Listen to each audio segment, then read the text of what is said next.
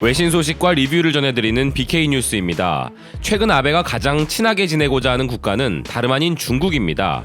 중국과는 사이가 좋았던 적이 전혀 없었고, 이전에 중국에서는 지금 한국에서 벌어지고 있는 반일 시위가 많았으며, 현재까지도 중국 대부분의 인민들은 가장 싫어하는 나라가 일본이라고 하는 상황인데요.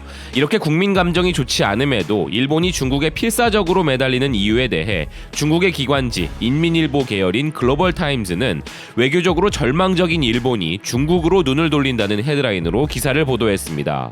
10월 초에 소집된 일본의 임시국회에서 아베가 자신의 목표를 설명하는 정책 연설 중 일중 관계의 새로운 시대를 열망한다고 하면서 최근 다시 한번 중국과의 관계를 한 단계 끌어올리겠다고 다짐을 하였는데, 이렇게 아베가 중국과의 관계 개선에 대해 열의를 보이는 이유로 일본의 외교 문제 처리에 부실함이 있다고 기사가 꼬집은 것인데요.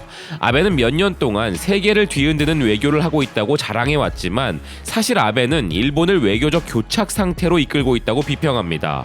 기사는 그 예로 현재 일본은 이웃 국가들과 사이가 나쁘다며, 아베 지도하에 일본은 불안의 징후가 있어 왔고, 아베는 동아시아와 동북아시아에서 시끄러운 트러블 메이커라는 평판을 얻고 있다면서 아베의 외교가 얼마나 문제가 많은지에 대해서 설명을 이어갑니다.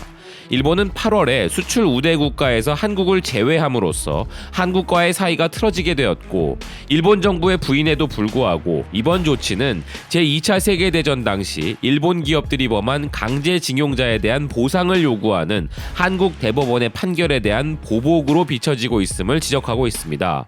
이런 일본의 경제적 강제 조치는 한국의 국가적 분노를 촉발시켰고 한국의 보복을 불러일으켰으며, 한국도 일본을 자국의 무역 백서에서 축출해버린 것 외에도 한국의 지도자들이 취한 가장 강력한 조치는 지소미아를 종료한 것이라고 이야기하는데요.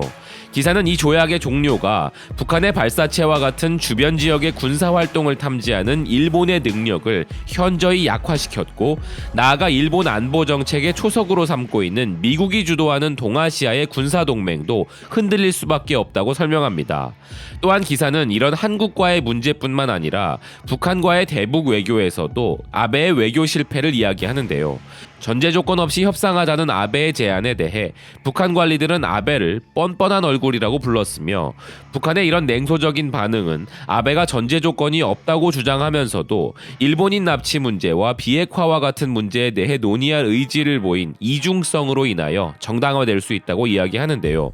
트럼프가 북한과의 관계 개선을 위해 노력하고 있는 와중에 일본은 은밀한 행동을 하면서 동북아 지역 평화를 향한 역사적 궤도를 막고 있다고 기사는 비판하고 있습니다.